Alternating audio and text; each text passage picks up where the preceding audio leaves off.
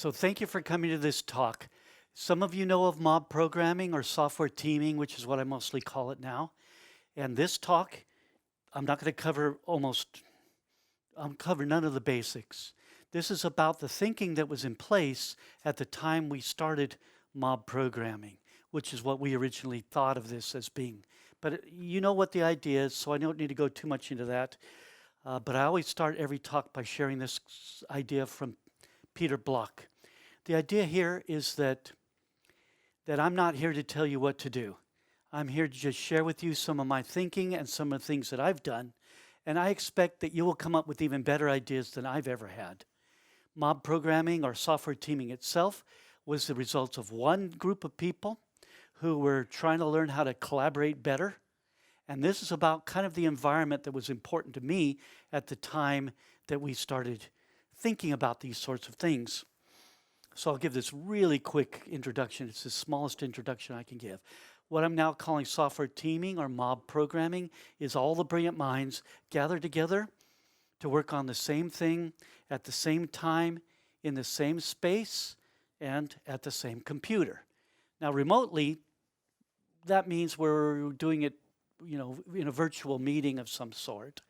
But when we're actually sitting together, then we're in the same room looking at the same screens. It's a pretty simple idea. If we gather together all the skills and knowledge that we need, then we can work directly from start to finish on anything that we're doing. That gives us a huge advantage, and that's sort of what this talk is about today. I like this idea of completely different altogether. This came from Nancy van Schwenderwert. We call her Nancy V, but she shared that with me once. We have all these different skills, capabilities, perspectives, and we're working together. I like that way of saying it. We can work on everything from start to finish without the queuing and inventory that usually happens when we are not working together. And those are wastes. In the lean sense of the term, those are wastes. So let's see. It looks like this when we're working together. In this particular case, we have a tester. Let's see how this works. A product owner, coder, database expert, another coder, and another coder. We have all the skills and knowledge that we need to do our work so that we don't need to go off the team to ask a question. Now, it's rare that we get such an ideal setup, but this team could do anything they needed to do directly. They could start the work, get it done, and deploy it, all with the skills we had on this team. It can also be done remotely. So this is a picture from, 2016 maybe. So people have been doing this remotely since the beginning. When we first started doing it, we sometimes had remote workers. And of course, a lot of us had been doing remote pair programming before that. We started this at Hunter Industries in 2011. And I know other people worked as teams in other locations before that. But for whatever reason, our thinking about it and what we shared caught on. So it's well known all around the world now. So now let's get on to the advanced stuff. So that's as much of an intro as you're going to get. If you want to know more about mob programming, I'll be here all day today, tomorrow, and Friday, and I can share with you whatever you want to know, and you can find recordings of some of my talks on the internet. So this is the advanced stuff. My first job, I was 12 years old or 13 years old, looked pretty much like that. And my boss took me aside on that very first day and said, you have two responsibilities. Your first responsibility, we're hiring you to water the plants. But we don't want you to just water the plants. We want you not just to keep them alive, we want to give the plants a chance to thrive. Now these plants were grown in little bitty containers. So my boss said to me, the plant is counting on you to bring water to it because it cannot get up and walk over to the drinking fountain and get a drink of water. So you have an important job. He's telling a 13-year-old boy, you have an important job. But you have another job too, and that's to pay attention. And anytime you see something that we could do better, then let's figure out how to do that better. So this just means we pay attention and we're making constant improvements. And I think that this little slide could easily be the end of this talk, because this is really overall what I'm trying to share. These little tiny improvements over time have a compounding effect. And the man who hired me, his name was Lawrence Smith. This was many, many, many years ago. He understood this. He understood this. And that's really a big part of what I'm trying to share today. I found a diagram in a book called Atomic Habits where this fellow, James Clear, showed this drawing of how much improvement you get over a year if we can just get an improvement of 1% per day. Now, can we get that? Unlikely, but let's try to get that. And if we let our capabilities decline, it will just drop off and eventually level out. But this is not good. We want that improvement. So this I put into Excel just to prove it to myself before I put it into my talk, to make sure it seems like I know what I'm talking about. And that's true. So whatever your compounding period is, if you can get a 1% per period over 365 periods, you get a 37.78 times improvement. If you could do that with your investments, you wouldn't be here today, right? You'd be vacationing all around the world because you'd be so filthy rich. You get the idea. So let's have that tiny improvement habit. However, this is not easy to do, and that's what this talk is about. So it's actually almost impossible in most places I've worked. So let's explore why it's difficult and what we can do about that. So let's see. The first thing I like to do when I'm working with a group of people is to ask this question. What makes things difficult? And I'll actually ask it this way. What, over the last few months, what has gotten in the way of you effectively getting your work done? Now, I usually do this as a workshop. So maybe 2 or 3 people, 4 or 5 people can shout out, what gets in the way of you being effective? Communication. What's that? Tools. Bad tools. Afraid of failure.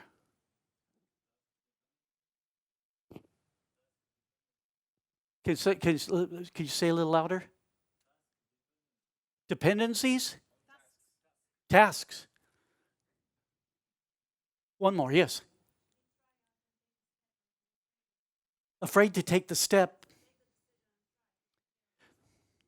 Okay, so if we were doing this in a workshop with this many people and we were writing things down on sticky notes, in 5 minutes, we'd get something that looks like this. With this many people, we'd probably get 5 times this much stuff. I made the list. That was a group in Boston, Massachusetts. 3 minutes, 20 people came up with this many things. Look at these things. First of all, workflow interruptions, context switching, distractions, multitasking, indecision. There's probably one in here about fear, a lack of knowledge, unclear expectations, fatigue, hunger, poor working conditions. I love these two. Too much noise, too quiet. This is an interesting thing, and this is where I like to start. If I do this with a group of people, then I can explore what are the conditions here? What is happening here? And it's really important to me. This is what I've learned over time. There are many problems. They stay with us year after year, and they're everywhere I go. I've done this same thing in every country I've been in, and I've traveled many. I've been on every continent except for the South Pole. I haven't been to Antarctica. Anyways, so let's consider, why are they so profuse? Why are they so persistent? And why are they so pervasive? Why is this happening? And I'm going to share with you my ideas about it. I worked on a job in 1999 where I noticed this pattern. We'd do our work. We'd have a retrospective. This was before Agile days. We did what they called lessons learned. We discovered we had some problems. We talked about how can we make improvements, and then we went back and did our work. We actually tried to get better at the things that were causing us our problems. So the next 6 weeks later, we do our work. We're going to have our next retrospective. What do you think the problems were? Same problems. How are we going to solve them? The same ways. And what happens? We go back to work. The next retrospective, I don't even need to ask. Same problems, same decisions about how to fix these things. Now, it doesn't matter what the problems are. This is a cycle. And in the days when this happened to me, software development patterns were a very popular thing, and I was looking for patterns, and I decided I would give this a name, and I called this the cycle of continuous no improvements. We don't want a cycle of continuous no improvements. We want a cycle of continuous improvement. How do we get this? Well, here's the thing. I stood up in the meeting where we were doing this, and I suggested this, that we're dealing with the symptoms and not the problems. We're looking at the symptoms and we're trying to deal with the symptoms. Like those problems our estimates were not helping us. That's a symptom of something else. They said, the requirements, we didn't understand them very well. That's not the problem. That's a symptom of some other problem. That these things, that the requirements kept changing, that's a symptom of something else. When we deal with symptoms, we're really in an issue. I think all of these things, almost all of them, are symptoms and not the problems themselves. We can't solve symptoms. If you get a cold, let's say you've got a cold and you have a headache and you're congested and you have a sore throat and you're coughing. Well, you can take a decongestant, you can take a cough suppressant, you can take a pain reliever, but it doesn't get rid of the cold. The cold is still there. Now we feel good. We're going to go out and spread the cold to all of our family and friends because we've hidden the problem. We've hidden the problem, and this is what normally happens when we deal with symptoms. It's even worse than that.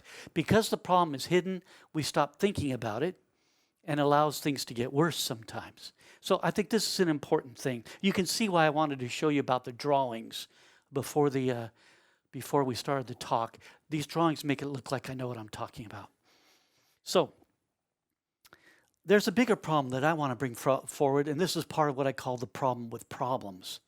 Or maybe it should be plural, the problems with problems. But this is a much bigger problem. Can we actually solve problems? And I think that this is something that comes back to bite us really frequently in software development. Often today's solution just becomes tomorrow's problem. To me, this is very common, and I think it's a big issue. We've solved a problem. We think we're fine, but another problem comes up. It's related to that first one. We may not notice that. We think we solved the first one, but it just moved to another spot. So I'm worried about that. When I'm working with companies, I'm always looking for what did we think we were solving when we made the change, and I'll talk about that in a minute. So I call this the problem with problems, but there are more than one problem with problems. So I probably need to make that plural. So things are hard to manage because we focus on solving problems. And one of the biggest issues is what I call the misplaced focus of management. Management seems to be focused on solving problems all the time. That's what we're focused on as managers. And one of the big problems, is that it's hard to manage things. So what do we do when a problem comes forward? We figure we've got to solve for that. So we try to solve for it being too hard to manage. We try to make things easier to manage. There's a problem with that. I hope you already know this. Here's a quote that is attributed to Peter Drucker. I've found no reference that proves that he said this. So if you ever find that, please let me know. But I love what he's saying here. I'm going to read it directly from my monitor here. So much of what we call management consists in making it difficult for people to work. Now, I take this pretty seriously. Whether Peter Drucker said it or not, I think this might be true. If it is true, we better pay attention to it. So why do we let this happen? I'm going to cover a couple little things, biases and beliefs. And I love this picture. This comes from a famous story that probably originated somewhere in Europe from Hansel and Gretel, right? You know the story Hansel and Gretel? It's a story of two little children who are released into the wild. They kill an old woman. They take her candy. Do not let your kids run around, okay? Keep them contained. They will destroy the world. Okay, just kidding. That was a joke. Okay, so I want to talk about beliefs. And this little bit that I'm going to share comes from Dave Gray, shared this in a post, and then he put it in this book. So the idea is we have reality. Reality is everything there is. We can't know reality. However, we can experience some of it. What we're doing here today, depending on what your philosophy is, we're experiencing some little bit of reality. Hopefully that's what this is. But we can only pay attention to a very little bit of it. I've read studies about this. In this talk that I'm giving you right now, you will hear about 10% of what I say. That's the most you can pay attention to out of this hour or so that I'm talking. Not very much. We pay attention to a very little bit. That's what gets into our brains, and that we can make our theories about the way things are. We'll make judgments about those theories, and we'll get our beliefs out of that. That becomes what's obvious to us. The problem is that what is obvious, all these important things are based on this little thin thread of attention on a very tiny bit of experience of all reality. And this is an issue. These could be really hard to manage because what we believe is based on this tiny thread. So what good is this? But beliefs are necessary. If we didn't have beliefs, we've spent so much energy making decisions that we couldn't exist. We need to have the beliefs, at least that's what I've read about, what it tells me. So beliefs are necessary, but they can also limit us. So I'll talk a little bit about beliefs, then I'll share a limiting belief to give you an example of what that is. But based on beliefs, let me say that slightly different way. They are also affected by our biases, which are part of what helps us use beliefs, but it can also harm us quite a bit. So we got this diagram I got from online, hundreds, I guess, nowadays of biases that have been studied. They've been categorized and subcategorized. But we have to pay attention to this. I'm only going to share one. You've all heard of this one, I'm sure, confirmation bias. I love having my biases confirmed, right? So here's what it is. We are biased toward confirming our existing beliefs. So what we already believe in, we want to see proof that we're right. We don't want to see anything that tells us that we were wrong. So the confirmation bias sort of works this way. When we search for information, we'll do it in a biased manner. Of course, our search tools online make that really easy because they're going to show you the things they think you want to see. And they do that by studying you over your use of the internet. So we're going to filter that information based on what we want to see ourselves. And we're going to interpret it based on what we want to see. And then we'll convert our memories to confirm our biases as well. So this is something we need to really be watching out for, but it's only one. There's another bias, it's called desirability bias, which is close to this. It's what we want to believe to be true. We'll start looking for proof that proves what we want to believe is true. So this is problematic. So things are hard to manage for this very thing. We want to continue believing what we already believe in. It's even worse than that. We want to believe what we want to have true, not just what we already think is true. So this is problematic. This is the space I was in at the time I got hired in Hunter. These were the things I was thinking about. I want to give you an example of this. This makes it really hard for me to have much confidence in the things I think are true. So we believe we've succeeded because we're talented. We know what we're doing. We did the right things. We have good judgment. But this guy, some of you have probably read Kahneman, really worthwhile. He's got 2 books that I've read. Thinking Fast and Slow, and the other one's called Noise. In this book, he shares this idea. Success is talent plus luck. Great success is a little more talent and a lot more luck. I'm exactly the age of Steve Jobs and Bill Gates, and I make my living going around the world telling stories like this. So, did they have good luck? I think they had a lot of good luck. I don't think I'm as smart as them, so I don't think I'm as talented as them. But that's sort of the point I want to make. The difference is really pretty narrow. There's a certain limit to the capabilities we can have, but I don't think there's any limit to the luck we might have. If this is true, well, this is what makes things hard to manage, another thing. Because we often try to do what we already think works because it succeeded for us before. That's sort of like survivorship bias. The thing is, that's what we tell other people too.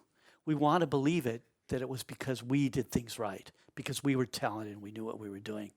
At least that's what we tell other people. There's a thing called Bryan's Law, which is really closely related to this, and I'm going to read it directly. At some time in the life cycle of virtually every organization, its ability to succeed in spite of itself runs out. There's a curve, kind of, to the success and failure of every organization. One of the bad things about it, it's not really part of the talk, is that I hear people say a lot, oh yeah, it's not going to happen to us. We're not going to get the decline because things are different for us. We always think that we've done things differently, but I think this is pretty much the way every organization is, every civilization as well. So I want to talk about failure to communicate now. This is all going to gather together so that by the end of this talk, you'll all be massively depressed. So let's see where we go. So Wheel's Law, hopefully some of you are familiar with this. I first became aware of it maybe 10 or more years ago. I don't remember now. I try to look up my notes. But if Wheel's Law is true, what should we do about it? So here's his fundamental law, Wheel's fundamental law.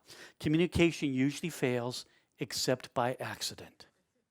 What if that's true? Now, I think he meant his laws to be sort of humorous, so let's look at what a couple of them are. If communication can fail, it will. If communication cannot fail, it still most usually fails. If that's true, we need a lot more accidents, I guess, to get our communication to be working, I suppose. I like this next one.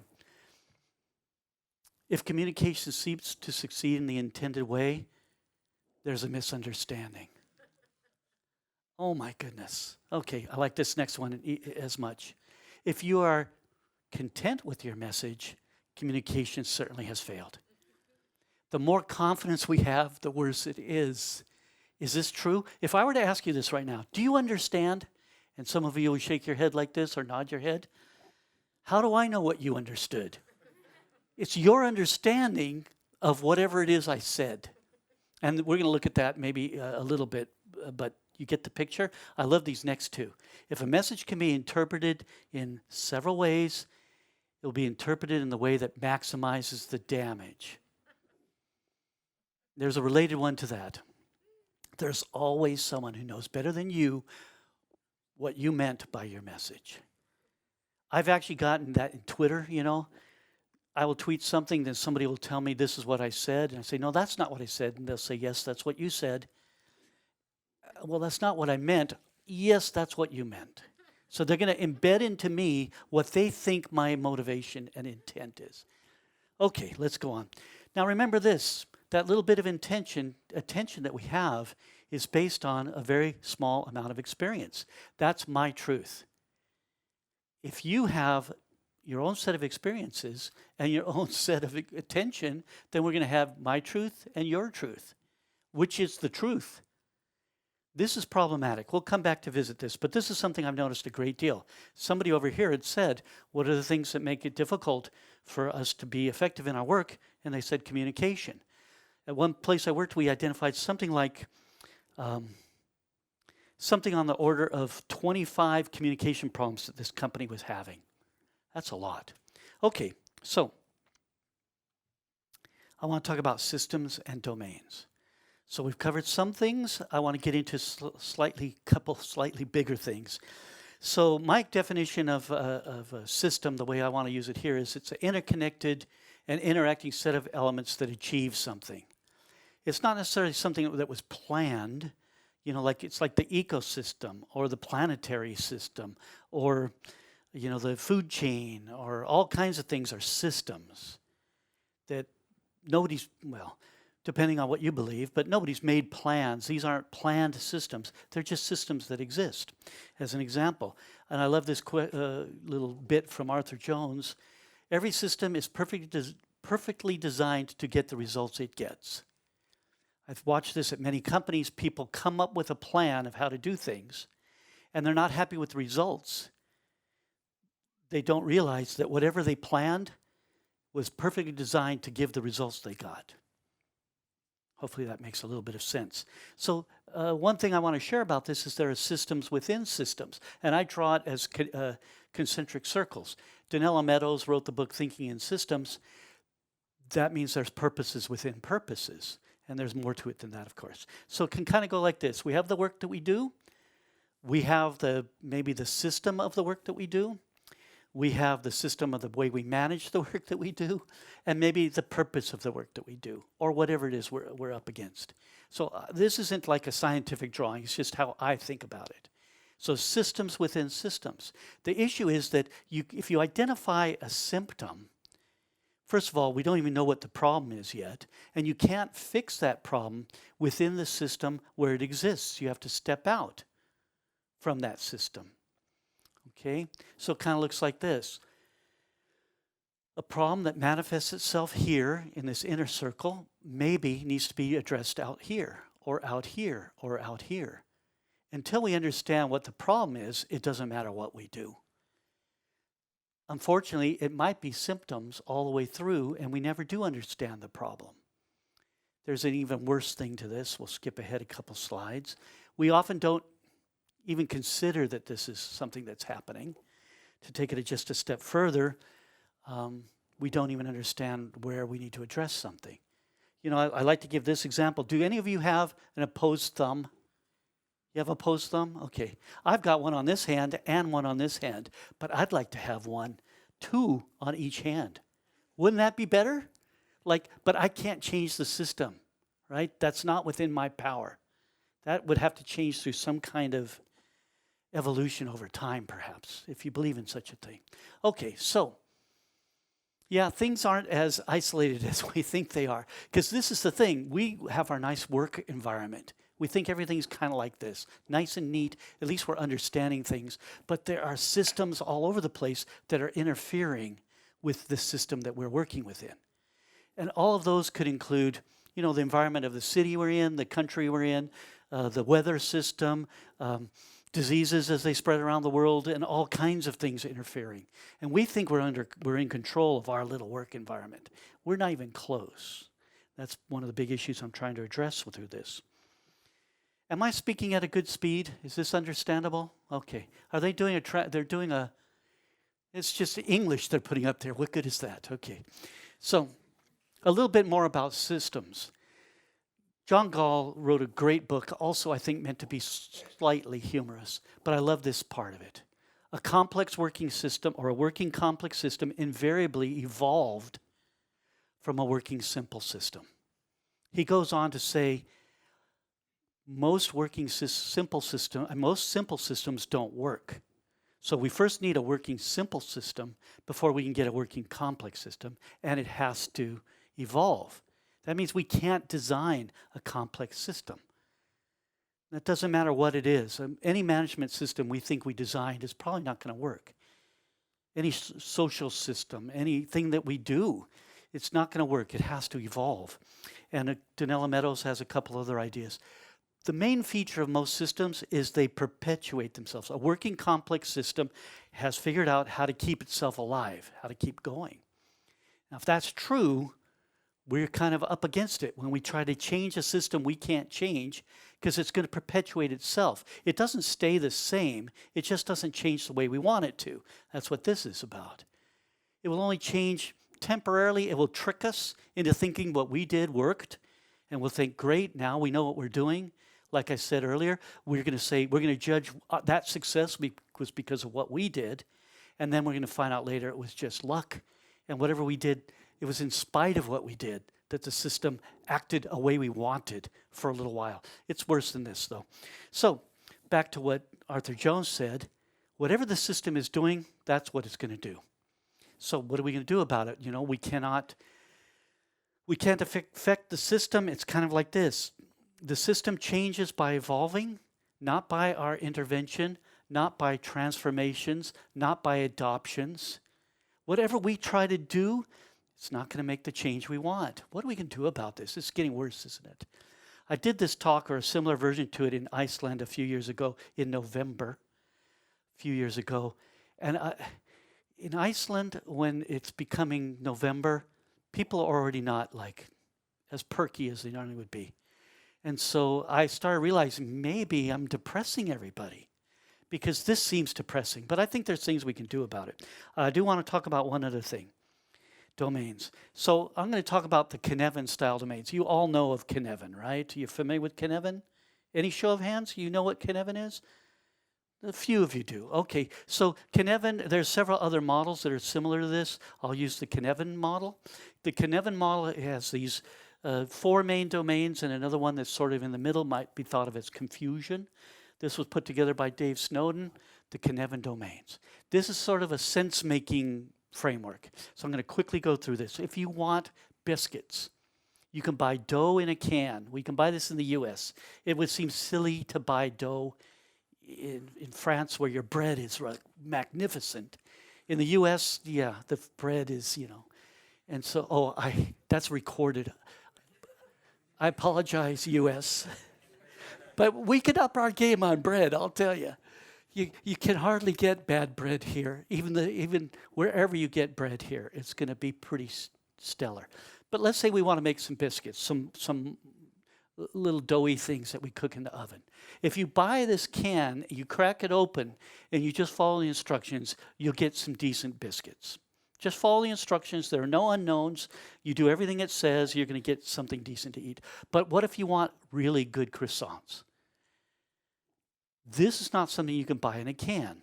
If you want top quality, really delicious, exciting food, it takes an expert. And that's the complicated space. They understand the variability. They understand the things that we need to be paying attention to that allow us to make a really good product.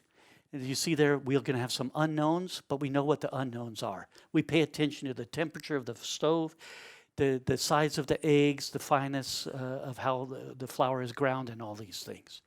We pay attention and make decisions as we go. In the complex space, it's like they call this molecular gastronomy. We're going to invent new food. We don't follow a recipe. All of our expertise is going to have to be in discovery. So there's lots of unknowns. We don't know what we're doing. We're going to try things we've never tried before. And what we get for results will make judgments about what we want to try next. Then there's the chaotic. This is the space like I cook, okay? If I'm going to make biscuits, they're probably going to burn. You take action, you exercise your fluency, you act, sense, and respond. You just take care of the problem, and then it's like if you caught your biscuits on fire in the oven, you don't go, what could I do next time so they don't catch fire? What are you going to do first? You put out the fire. Then you figure out, what could have I done differently? Okay, so that's the Kinevin domains. The issue is that we often don't understand what domain we're in, and we don't understand what techniques we can use to deal with those domains. So this is another thing that makes it hard to manage. I like the Kinevin domains. There's a Stacy model and a couple others that help us understand what is the space that we're in and how are we going to deal with it. So I've covered a few things, and I want to get to the practical stuff before we run out of time. I think we're doing pretty good on time. We talked about the tiny improvements habit. That's really the whole crux of this whole thing, but many things get in our way. Some of the things are we're dealing with symptoms rather than problems. The wrong focus of management. The management thinks we need to solve the problems, and maybe we don't, but that's going to depend on our biases and beliefs, and was it luck or was it talent, and the systems and the domains. Okay. So I want to address all of these things, and remember, we're talking about advanced software teaming. So I'm going to start this by saying, I think that when we set out to figure out how to collaborate better, a lot of problems faded away for us. And that's what I want to share here. So software teaming and mob programming grew out of or evolved out of a team that realized a lot of things weren't working very well for us. And how do we make the improvements we want to make? And that's what this whole next stuff is about. So first of all, I'm going to talk about turning up the good, working smarter, not harder, make it easy, the bubble, and then collaborate rather than communicate. And lastly, lead from within. There's actually other aspects to this, but these are the ones I have time to share today. So turn up the good is a very simple idea. I learned this with Mr. Smith at the nursery I worked at when I was a child. Always look for ways to make improvements. Turn up the good on anything that's working well. But I love the way it was described by Kent Beck. Hopefully he's been to this conference to speak. He's really wonderful. I read every book that he's written, and I know him as a friend, and I enjoy reading anything he's writing. He just recently wrote a book called Tidy First. That's really worth reading. But in his first book, the White Book on Extreme Programming, he shares this thought. He says, when he first articulated the ideas of XP, he pictured all the practices they had as the knobs on a soundboard. And each knob was a separate practice that we had experience with and we knew worked well. What happens if we turn them up to 10? This is actually right out of his book. So there's 3 things that are important here. He experienced these things as working well. He reflected on them. What would it be like if I could turn these up? What's the value we're getting? And then he did the experiment. Let's go ahead and start turning things up. It's really quite simple. I think this is very, very important. Now, there's a lot more I want to cover on this, but this is the simple idea of turn up the good. And it's all that we have time to cover today. So remember all these issues we talked about earlier. Rather than trying to solve any of these problems, what if we just turn up the good on the things that are working? And this was the space that I feel we were in when we fell into the idea of mob programming. You'll notice here's all those problems. Watch this. They mostly faded away. Did you see that? I'm going to do it again. They faded away when we started working together as a team. That was a very complicated animation. It took me an hour to figure out how to do that. So I appreciate that you giggled a little bit. So here's the thing. We didn't set out to solve any of these problems. All we set out to do is turn up the good on collaboration because we weren't collaborating very well. All of a sudden, a lot of these things stopped plaguing us. And I've seen this over and over again now. So turning up the good on collaboration led to many of these problems just, and in quotes, problems just disappeared. So this is the power of turning up the good. This is very important to me. We get good things when we turn up the good. That's been clear to me. This harnesses the power of serendipity. Serendipity is good luck. If we don't notice the good things that are happening, we don't get that advantage. But there's the caveat. We don't know what the good will be. When we start turning up the good, we don't know what the result will be. We are changing a system, and the effect may not be what we want. So we have to pay a lot of attention. So this is the tiny improvements habit, and this is the point though. In the simple space or the clear space or the complicated space, this works really easily.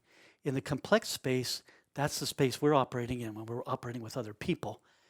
And I think it's a good thing to try. So that's what I've done. I'm not necessarily recommending it, but this just the idea of looking for what's good and turning it up a little bit is the idea of turn up the good.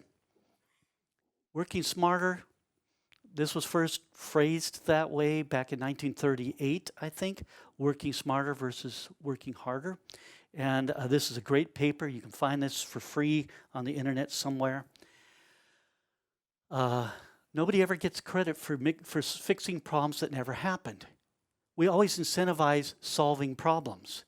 So people look for problems to solve. We don't get the benefit of the good. So it looks like this. The more time we spend working harder, the less time we have to improve our capability. The less time we spend working hard, the more time we have to improve our capability. What happens over time is that we get less capability if we're not trying to improve our capability, because it's going to die off, or we get more capability. The amount of time we spend working times the amount of capability we have will give us the results that we'll get. I think it's pretty straightforward and simple, and the paper that this comes from was research, uses a lot of causal loop diagrams to show why it happens that we usually aren't able to do this. I think this is very valuable. So what they recommend in the paper is we spend more time improving our capability than we do in doing the work. Very few organizations do that. You know, you're here today at a conference. How often do you go to conferences? But I try to study every day, and most of you probably do as well. If I were doing the things code-wise that I was doing 10 years ago, I would not be employable. That's how quickly so this thing's telling me I have 5 minutes left, so I'm going to rush through the rest. All righty? So let's have that tiny improvements habit. The make it easy is a very simple concept. This addresses the misplaced focus of management. The misplaced focus of management is based on this that most of what we do to try to manage things makes it hard to get the work done. So let's reverse that. Let's make it easy to get the work done. Make it easy for everyone to excel in doing their work. What is that going to take to do? We emphasize or optimize for the flow of the work rather than the output of the individual. There's other ways to state this, but we want to focus on the work, not on how we utilize the individuals. This means we're not trying to get the most out of each person, we're trying to get the best from each person. That's what we are attempting to do when we work this way. So there's a book called Friction. I like the byline to the book. Make the right things easier and the wrong things harder. Now again, we're manipulating the system. We've got to be very careful about that. But I'm going to share my idea of how we went about doing this because we're going to talk about the bubble, and this addresses the systems and domains. Now again, remember what I said earlier. I'm going to think that the things I did made the successes I've had with this. So I could be totally wrong, right? That's tricking me every step of the way. So let's be really careful about this. But what do we do about systems and domains? And this is sort of my idea. I think it worked pretty good, but who knows? But I saw other people writing about this a few years later, and I captured the one from Michael Sahota. Michael Sahota has a very nice little drawing that he gives. Here's the place we're working. If we can have a bubble where we can operate, this is what I attempted to do. We have this one team that we can work in an isolated space where the rest of the organization will not know how things have changed. This basically turns out like this. We have to have adapters, and my idea was maybe we could grow this over time to other people in the organization, at least in our own department. And eventually we would cover everywhere. So it would grow and grow and grow. I think eventually the existing system will be choked out or skeletonized. Maybe that'll work. I don't know. But this is sort of what my idea was. So that's the culture bubble. Let's start with having a spot where we can experiment with little changes, create little working systems. You can see I'm kind of getting spread all over the company eventually. But if we have a chance to experiment on these small things in an isolated manner, then allow them to evolve. Some of them will turn into the good things that we want to have. And maybe some of them won't. But that's my hope. And maybe eventually we need to protect our new ideas from the rest of the organization because they'll crush them. That's sort of what I'm... So we got one more thing, maybe failure to communicate. Remember Weo's laws? Communication usually fails except by accident. This is the way I think of it. We start out with my truth and your truth, but if we work on the same thing at the same time in the same space, we're going to double the amount of attention on that single experience.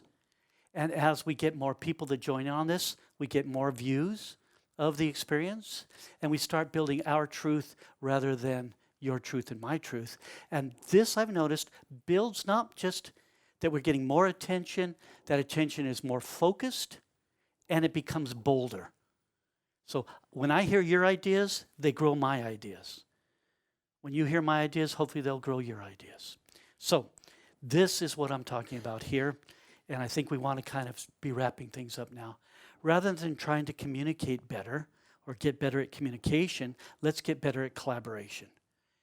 And I believe a lot of the communication problems dissolve when we do that. And it means that's a very sophisticated thing. We just don't do it automatically. So the last thing I want to share is what I call lead from within. We have to understand that there is no hero coming to save us. We're in charge of making the improvements ourselves somehow.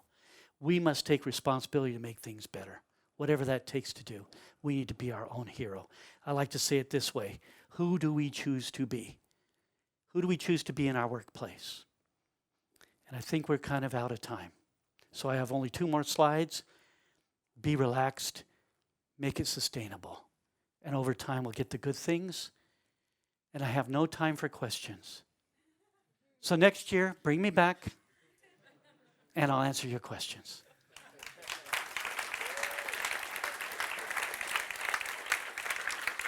Thank you.